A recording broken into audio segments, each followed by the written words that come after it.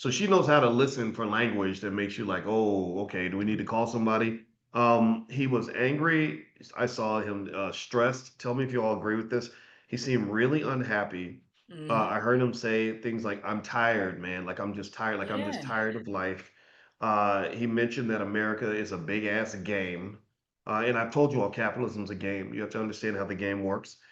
He said America is a big plantation. How many of y'all, give me a yes, how many of y'all have heard me talk about the corporate plantation? Yeah. I've heard you say it many times.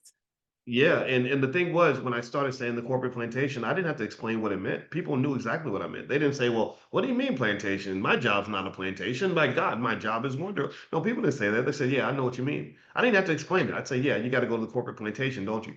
Yeah, right. Also, he said it's exhausting. So here's the question that I ask on this because I really, with financial consciousness, the goal is to see the whole process, right? I really want you to elevate and I want you to not just look at the grown man you're seeing in that video.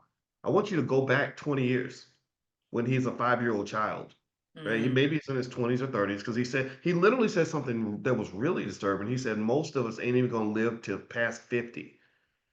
54 years old. So you're supposed to live past 50, right? So the, Exactly. the idea of him even being so hopeless is so depressed that he's literally saying most of us ain't gonna live past 50. That means that the pressure of his environment has become so intense Mm. that he's detached from reality.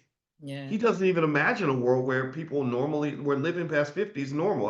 There are lots of people who's if you look at somebody like George Fraser who's in his 80s, he started doing his greatest work in his 50s and 60s, right? So Mm. so the question I end up asking Rochelle, and this relates to you because you were telling me about your family, is I say to myself, like, who did this to you?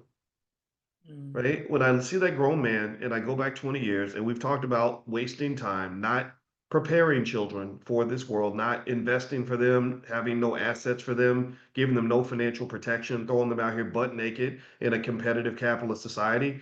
I say, who did this to you? And I think that that's the most honest way to address this because Dr. Claude Anderson in Powernomics, literally, he says that when you send your children across town to beg their oppressor for a job, Mm. he says that's flat out child abuse. You did something terrible. You did it. You did a ditty on your child. Like, and I know that that's a mean way to say it because it happens so often. But I think it's time that we're honest about that. And I thought about you. I brought this up for you because you mentioned that you homeschool your kids.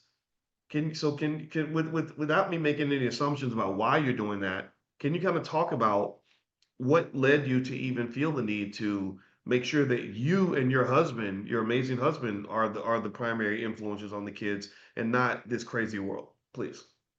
Yeah, well, just to put it into perspective, we did put them in school in the UK till they were about only 2 years ago. So we're not saying, and they did have a good, a good time there. They learned so, but the reason why we chose to do it is because we were relocating out of the UK anyway. So we had to deregister them. So when we were looking, so by the way, we moved to Houston last year, in 2024. So obviously we had to deregister. But the reason why my husband did all this research and where should we move to because we wanted to launch our food product here. We've got all our clients are American, da da da da da.